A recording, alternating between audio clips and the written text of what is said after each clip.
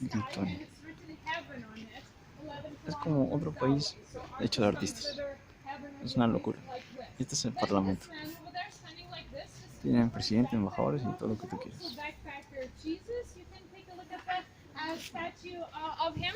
Then, if you look the other way, you can see a duckling with the welcome sign, welcoming all the guests to this part of the Republic. A bit further that way, if you take a look, there's actually a washing machine in the stone, like at the end of this area. A bit closer to us, there is that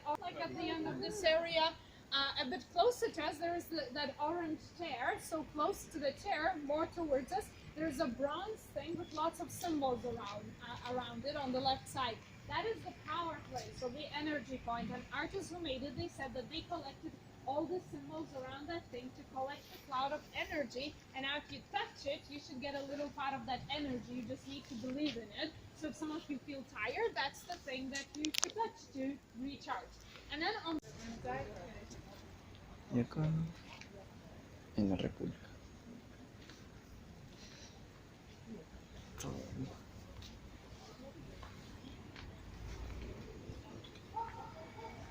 Es mío.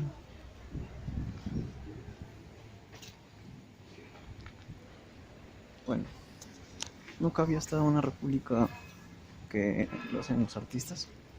Si conoces otra república, avísanos, porque esta está en Lituania, en Vilnius. Miren, acá lavan su ropa los de la república y tocan el piano, o en Río tocan el piano.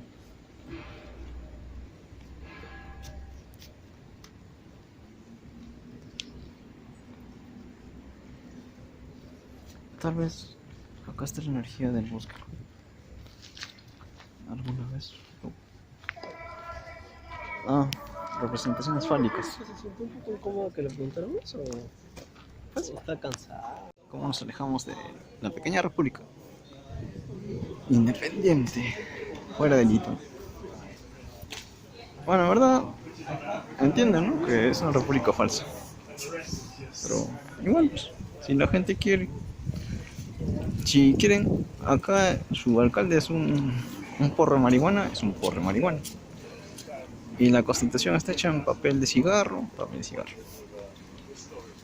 Así es acá. Pero es bonito. Gaelian, that's the language that they use in part of Latvia. Then this is Hindi over here.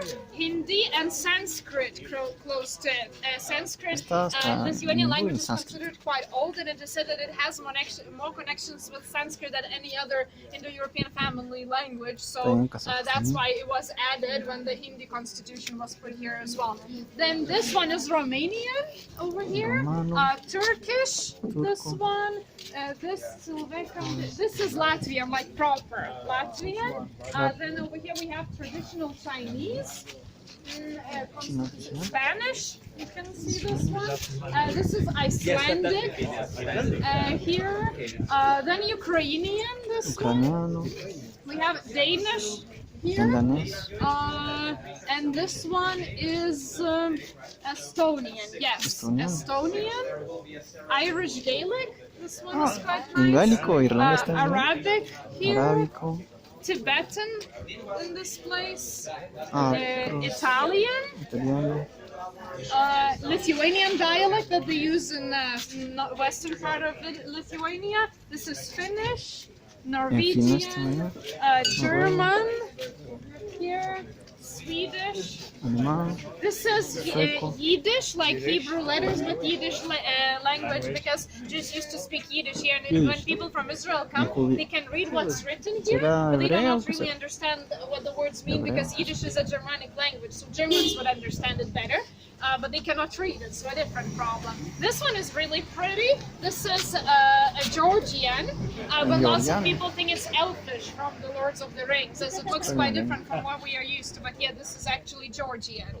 And then Polish, Belarusian, Russian, French, English, and Lithuanian. Yeah, I remember all of them. That's cool. Yeah, I don't speak all of them, but I at least know which one is which. So yeah, and right now we got.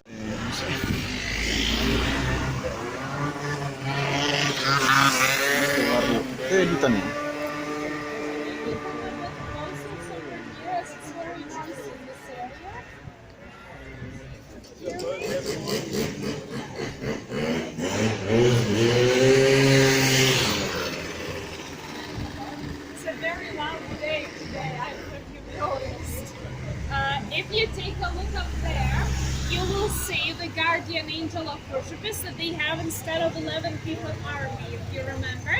And the angel is supposed to represent artistic freedom as well and the revival of the neighborhood. You can see that the angel is kind of blowing a horn, announcing to the world how Užupis changed. And artists had an idea about that angel quite a long time ago.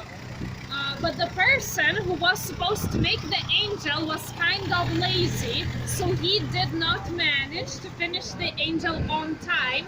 And on the day when the angel was supposed to be unveiled to everyone, people saw just a simple sculpture of an egg on the top of the column, and the artist explained to everyone that the angel was actually inside the egg, and the angel was going to hatch in a few years. So he just thought of the excuse of how to get more time to make the angel, and while he was doing that, we had just a simple sculpture of a white egg on the top of the column. And when he finally made the angel, he sold that egg in an auction for 3,000 euros, so he got some money from the egg. And right now you can find that egg in another place in the city. Like if you walk around Vilnius and you see a very colorful egg, you should know that that is the same egg that was here before. It's just on the way to the bus station on the main street. Yeah, sorry? Yeah, closer to that, like a colorful egg on the top of the column. People never understands why we have it, but now you know the story behind it itself. Y aquí con la fuente que alguna vez fue fuente de cerveza, pero ahora es de agua, pero dice que tal vez un día vuelva a ser. Y está al pie este árbol.